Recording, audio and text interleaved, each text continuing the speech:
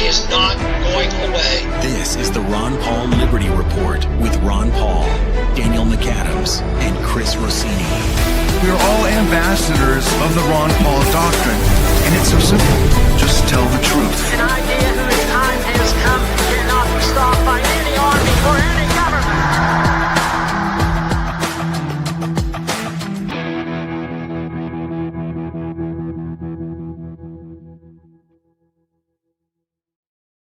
Hello, everybody, and thank you for tuning into the Liberty Report.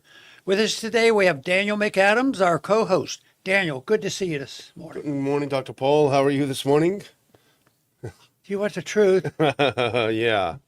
You know, I usually handle things pretty well and say things can work out. Bad news, you could turn it into good news. People wake up when they hear the bad news. Something's going on. We better change our tune. We better look into this big government stuff. And we've been doing that. But today it's been very difficult for me to do this, to say, oh, yeah, there's going to be some bad news and that's going to wake up some people. But I think there's still a little bit of that going on. I think more people are waking up. And, of course, what I'm inferring is this is a terrible weekend and a day and what's going on here. And like I tell people, you know, I remember World War II and a lot of wars in between. It's almost like constant wars. But things got over with and peace came back. But this time it seems like I'm a little bit more worried and a little more scared when you look at what's lining up and the way this thing is changing. You know, we put up for all those years with the previous administration, and we thought it had to have been the worst in the world. Yeah. And then, so we have a new one, and the promises were good, and they were going to attach the new administration would attack some of those problems, and they did. But that's all gone for me, maybe others. There are still some who are very optimistic that we have, you know, the greatest administration ever. Problems are going to be solved. We're going to have peace and prosperity, and they're going to cut spending. And but I think that group is shrinking. I think what's going on today is going to wake up a lot of people. Let's just hope it's soon enough to salvage, a system worthwhile. But right now, and this conclusion is seeming like a conclusion. It isn't because of the foreign policy of the last couple of years or the last 10 years. It's been around for a long time. We've changed our way for a long time. We've changed our attitude about the Constitution. We've changed our attitude about interventionism overseas. I've always done a lot of it, but now we practice it, and it's out of control right now. So that's the reason I'm concerned, but I don't have to preach that to anybody, because I think a lot of people are, and a lot of people don't want to think. I meet people, and rightfully so, I don't even like thinking about this stuff. And that was the way I was feeling today. If I could just turn the switch off and everything would be better, I could quit thinking about it. But that isn't the way, because now we have a war going on. And I drew up a couple notes on this, and I had to start off with a sad statement. This war, we started it. Other times we started them and then, and prodded them on. But at least we thought they were bad. We had to hide them a little bit. We didn't want them to know how we would maneuver ourselves into war. We've had a habit of this. But this is almost like bragging about it. You know, the bad news doesn't seem to be anything at all. And they cite this just casually as if everything successful, militarily. How many people did we kill today? Is an attitude that has changed. But once again, there are two groups of people out there. We know a lot of people who are sick and tired of it, like we are, and yet there's a strength building. In a way, I said that the nihilists have become more in charge of our foreign policy. You don't know truth, and they admit they don't know truth, and they're going to decide what truth is, and that they will have to, go from there. And that's what's happening. They're in administration. It's very difficult, and we were talking about it just a little while ago. We were trying to figure out what's the plan, and others have said, nobody really knows. Maybe they don't even know what's going on.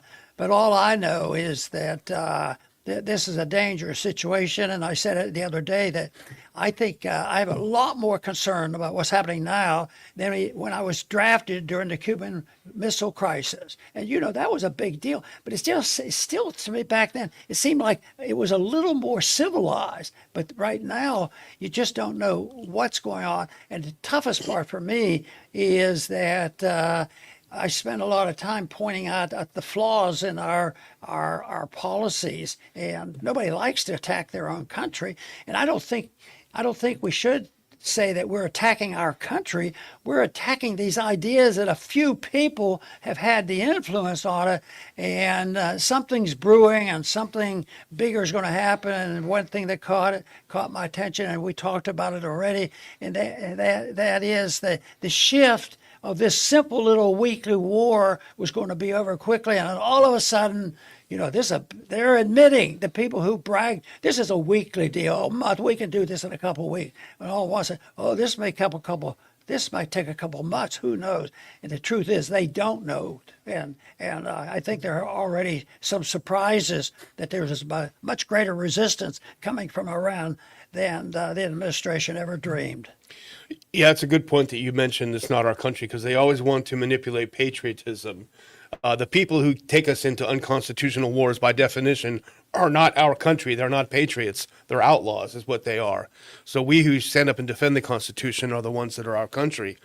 Well, what happened? I got up, I'm looking a little more ragged than usual because I'm getting up at 2, 3, and 4 in the morning and checking my Telegram accounts, which I have quite a many that I follow to see what's going on.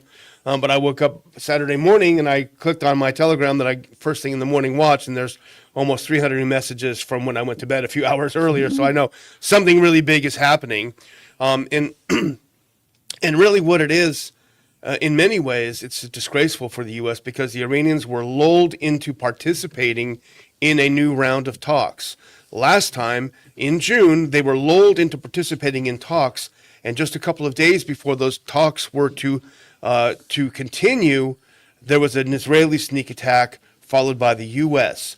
And so after all that died down, they again took a risk on negotiations and diplomacy with the U.S., and the exact same scenario happened where they came and they sat down. They were assured by Witkoff and Kushner that things were progressing. This was on Thursday. Things are progressing. We're going to meet on Monday of next week, which is today. The technical teams will start meeting. And the next day, they were hit again with a sneak attack. What this does to the concept of U.S. diplomacy and the sense of the U.S. being an honest broker in the world, this is not an American, this is not a patriotic way of conducting things. Because these attacks were planned, they say back in December when Netanyahu came to Mar-a-Lago. That's when it was planned. So everything from December, when Netanyahu was here, until Saturday was already baked into the cake. So everything else was a charade. No, I think your point is very powerful, that the loss of credibility to even talk with people again, even though I think we practice a lot of that, fibbing and, maneuvering ourselves into certain position. But this time it was so bold and so aggressive, and everybody's recognizing, even in this country now, even it isn't exactly like 9/11, like you've mentioned. At 9/11 we really came together, but this one I think at least maybe our side have more voices to actually point this out. I hope that's worthwhile, that the people will calm down. It is not so simple. It used to be that I could turn on a liberal news reporting thing and know exactly what they were going to say, or one that was conservative. Of course, we had to really force to find the constitutional libertarian news release, but it's something that is sort of a mixed bag. And like you started the whole program off with, is they don't nobody knows what the plan is, and that's why I think the plan after Pearl Harbor. Very, very precise. And when you think about it, if you think about it outside of the morality of whether the war was necessary or not, it was done in the sense that everybody knew who the enemy was. The people came together, and what was accomplished militarily speaking, that is, was unbelievable compared to what we accomplished in Afghanistan. Of course, we didn't know anything about Afghanistan. That was all new to us. No, there wasn't any history of Afghanistan to tip us off about what's going on. So that's because we don't teach history anymore in our schools the way it should be. Absolutely. And, the thing is, maybe we're old-fashioned, but at least for me, speaking for myself, it feels dishonorable to send our diplomats, well, they're not diplomats, but to send our real estate agents to discuss with Iran under the guise that we're an honest broker. We can come to a deal when they had all already decided to attack. And then they hit the Ayatollah Khamenei in his house. They killed him. They killed his son. They killed his daughter-in-law. They killed a beautiful 13-month-old granddaughter. And apparently 40 other political and military leaders who may have been, according to some reports, who may have been lulled into going to this meeting with the idea that, well, we're meeting with them on Monday, let's get ready for these technical meetings, and then the Israelis not wiped them out. But you did allude to this a few minutes ago, which is that there are so many contradictory things coming out of the administration. We have no idea why they started it, how long they thought it would go, how long it is going, and how things are going. So we have to read between the lines and the tea leaves. Now, this first clip is from a New York Times piece that goes into some of the things. Trump says the war could last weeks, and he offers the contradictory visions of the new regime in Iran. Now go to that next one. Now this was not how it was sold, Dr. Paul, and we never talked about weeks. We never talked about a long war. If you remember, that's how Iraq was too. Days, not weeks, When you asked Richard Pearl, we're not going to talk about casualties. It's not going to happen. So anyway, here's the New York Times piece. President Trump said on Sunday that the U.S. military intends to sustain its assault on Iran for, quote, 4 to 5 weeks if necessary, insisting it won't be difficult for Israel and the U.S. to maintain the intensity of the battle.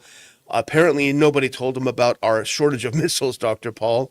But he also, in an interview with the Times, he offered several seemingly contradictory visions of how our power might be transferred to a new government, or even whether the existing Iranian power structure would run that government or be overthrown.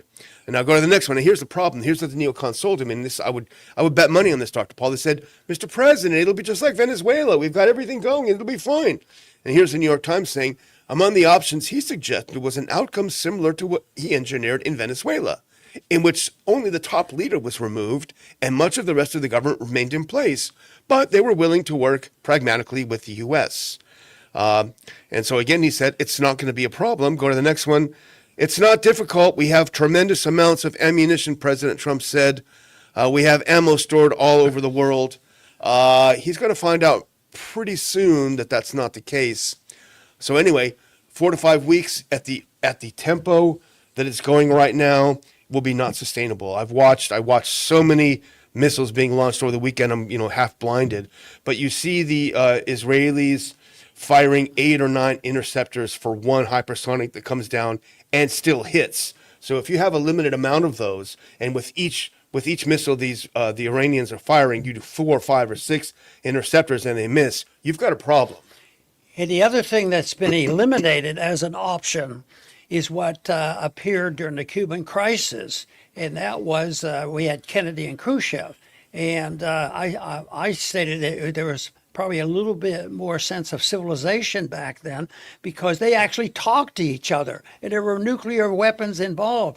And I was drafted, and yet I still didn't have a horrible panic that that this tomorrow is the end at the time. Right now, where is the Kennedy and a Khrushchev that might even talk together? And even if they did talk together, like they pretended they were seriously talking with each other, they don't exist, And I, my little statement, I said, this is a war that we started. How can they argue that the Iranians attacked the United States and that's why we have to go to war and mobilize billions and billions and trillions of dollars to go and kill a lot of people. It just doesn't exist. So the search for Kennedy and Khrushchev, the odds of we getting it in our own administration, and people will, for reason to be skeptical, even with an Eastern country like Iran, you don't know,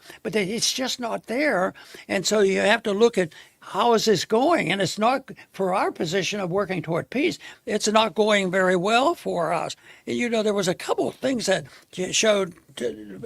pointed out to me that indicated that things weren't doing well. One was the bombing announced this morning about the refinery in Saudi Arabia. Yeah. I think that's, it's part of war, but I think that's a big deal. And if it's working now, there's going to be more of that. And the biggest one is, are they able to close down the Straits of Hormuz?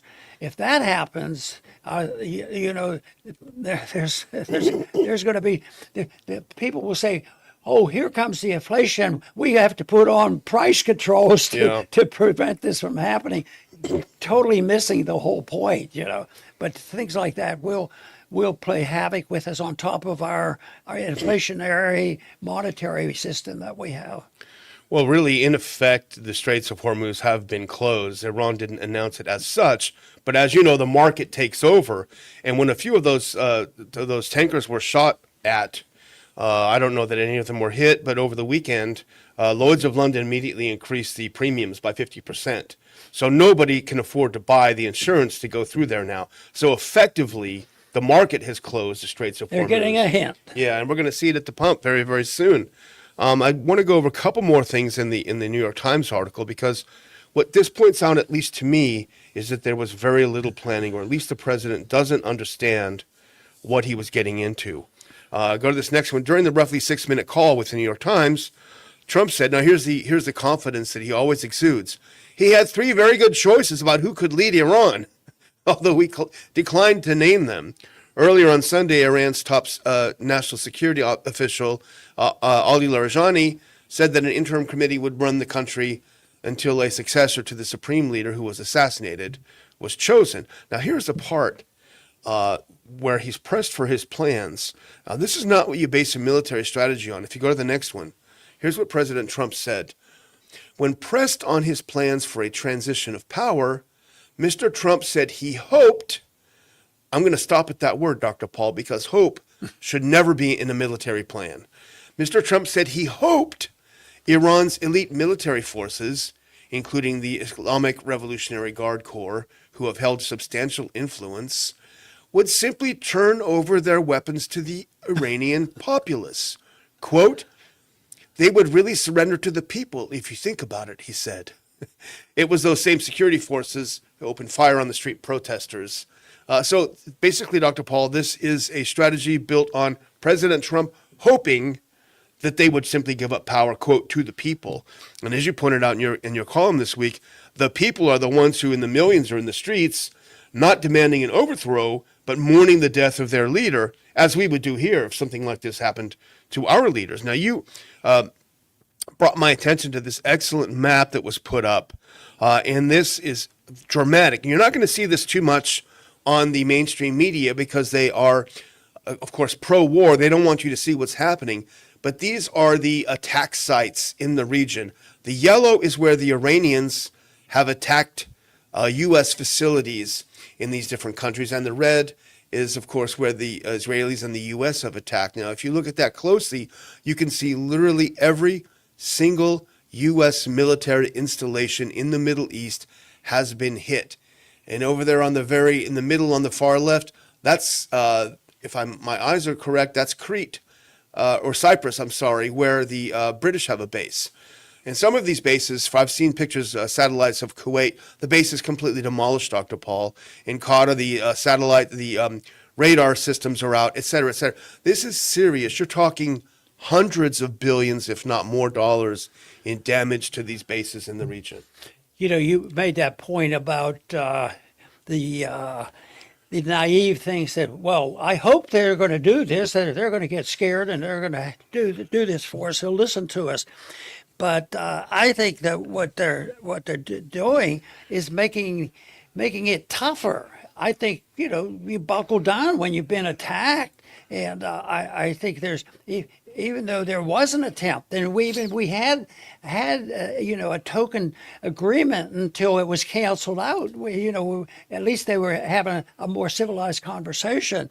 But now with this type of foreign policy, that means that it's driven much further from ever talking with each other. So that means that they can't go back on their word. We have a regime change, and we're going to have it. Yeah. And the other thing is, you might have made the point that might be the limitation, and that is that we'll run out of weapons.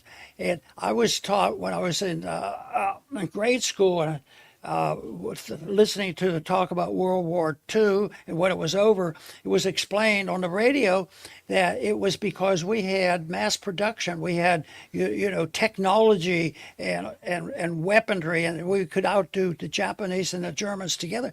But that looks like that might not be the case. That map is an indication that there might be a problem. Because if they wanted a weekly war, don't you think they'd have made a bigger effort? But then they're back to talking about how many weapons they have left, which is maybe all talk, but it just indicates that the plan is not a good plan, and everything they do seems to dig a bigger hole for us. And you remember in the run-up to this attack, many times, Lindsey Graham and others, but we'll pick on him for now, he went on the Sunday shows and he said Iran is at its weakest it's ever been. All it will take is a few strikes by the U.S. and the regime will collapse. Well, anyone I would challenge to look at that map. Does that look like they are at their weakest ever? They're able to hit U.S. bases with impunity, and I've seen these bases being hit. Exactly. Take a look at this map. Does that look like they're at their weakest yet? No, it's not the case. Now, a couple of other things, Dr. Paul. Now, this is from the New York Post. Trump won't rule out sending U.S. troops into Iran if necessary. So that is a massive escalation. This is a country of 90 million people. How many troops are you going to send in, and what are they going to do?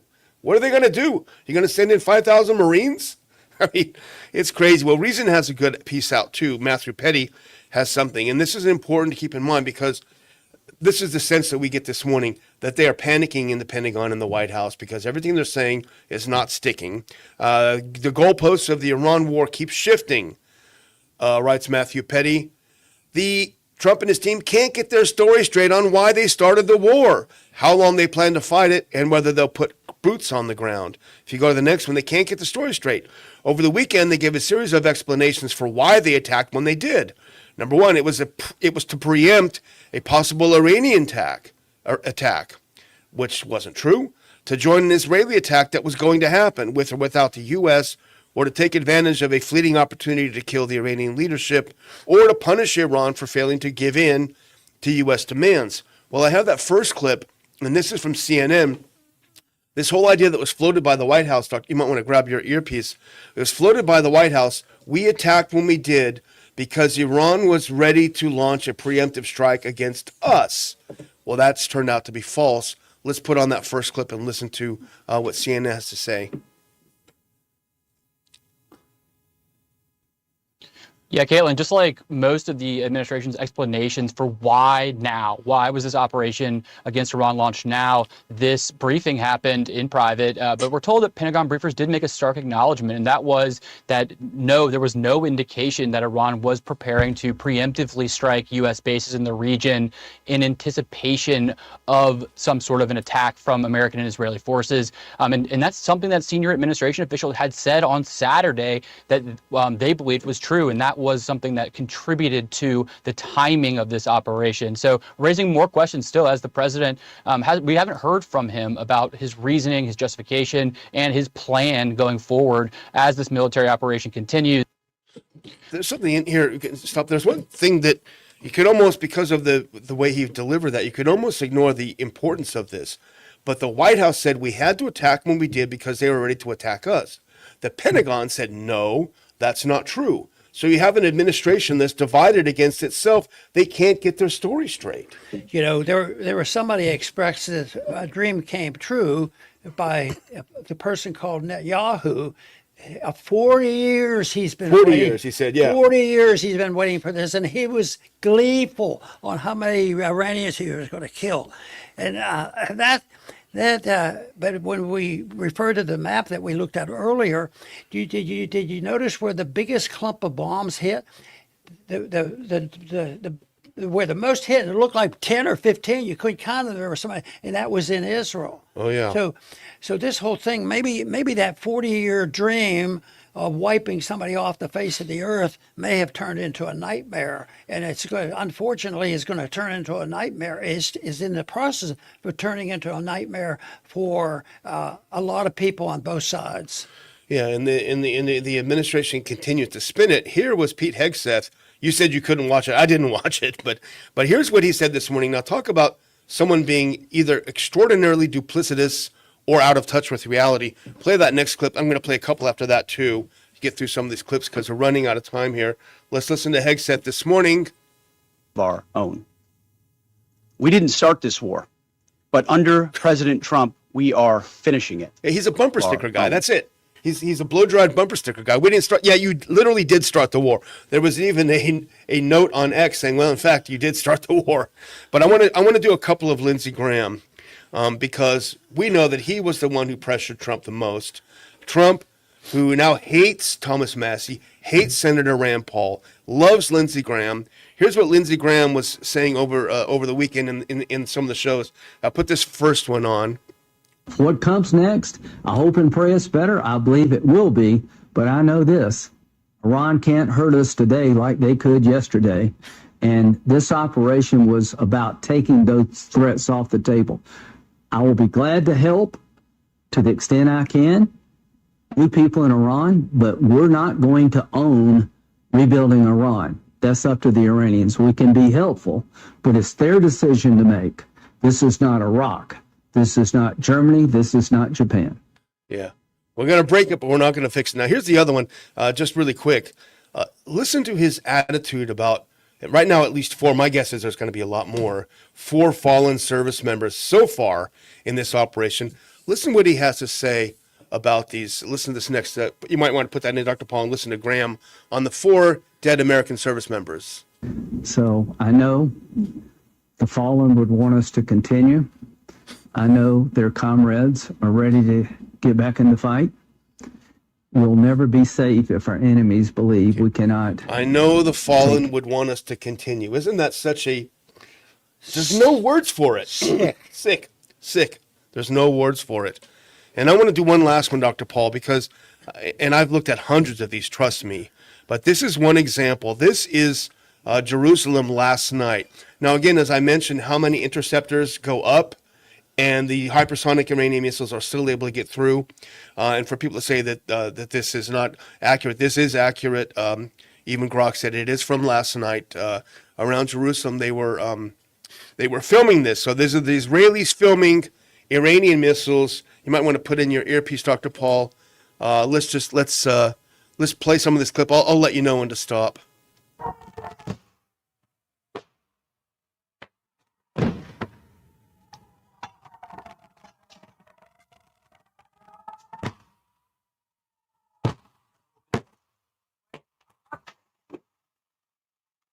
Yo!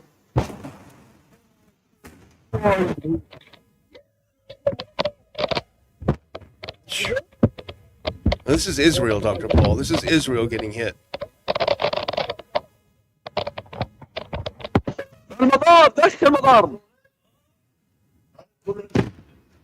Here's the interceptor going up. Okay, that's enough, but you can sense this goes on for minutes. If I were Israeli, I would be pretty irritated with Netanyahu for unleashing this hell on my country. You know, this can't help but erode the opinion within Israel, because not every Jew that lives in Israel supports their side too. There has to be independence there, just like we're independent from our government on policy. The numbers, I don't know what they are, but I would think that there's going to be a lot of decent people who live in Israel that would have to say, because that was the case. There was a shift in attitude about bombing Gaza. Yeah. It wasn't like every Jew was with Netanyahu to wipe Gaza off the face of the earth. So I think maybe just like we as Americans wake up, maybe there's going to be some people wake up, because that's what's going to take. The attitudes have to change. The Vietnam War ended when the attitude was finally changed, and there were demonstrations in the street for stopping the war, and the war ended. Yes, absolutely. Well, I'm going to close with one photo. And now we know that 3 F-15s were shot down. The Pentagon says it was friendly fire over Kuwait. It's possible. But when there's a war happening, there's going to be spin. It's going to spin so hard, you're not even able to walk. So we don't know if the Iranians shot them down or if it was a friendly fire incident, quote unquote. But I think this photo is going to turn up being iconic about this war. This is an American pilot who parachuted out of his plane, being met by a Kuwaiti after he lands in Kuwait. This is not the image the Pentagon wants to get out of this war. They want people to believe that we are absolutely overwhelming and winning, but unfortunately, you got to feel, and apparently I did see some video of, I don't know if it was this gentleman, but some of the pilots that did parachute out were beaten up by the locals as well. So this is not a good look, Dr. Paul. This is not a good war. This is a massive, massive miscalculation, and I think it's going to turn out to be one of the greatest mistakes in U.S. history. When I'm upset about something, I usually jot down notes, and my thoughts early this morning was this war we started against Iran is unjustified, illegal, immoral, senseless, without any authority, and it's un-America, and we should stop it. And that to me, it hurts me to even say that, but it's so serious, and this is an issue that we in the in our meetings and committees and talks have talked about for so long, and it's so painful to think that the American people, basically, they have to go along with it. Just like I just mentioned in Vietnam, the people finally changed. But this changed a little bit earlier. Let's not wait till much, much more danger is, much more people die. And it is so important that happens. So I will try my best to remain optimistic, because I am optimistic that if you do the right thing, things work out. And doing the right thing is not that difficult. Most everybody knows what right and wrong is all about. So in this case, I'm going to keep plugging away for an anti-war position. It's unnecessary and not very useful most of the time. But I do want to thank all our viewers for tuning in and listening to this program today. And please participate in our efforts to promote peace and prosperity. Thank you, and please come back to the Liberty Report soon.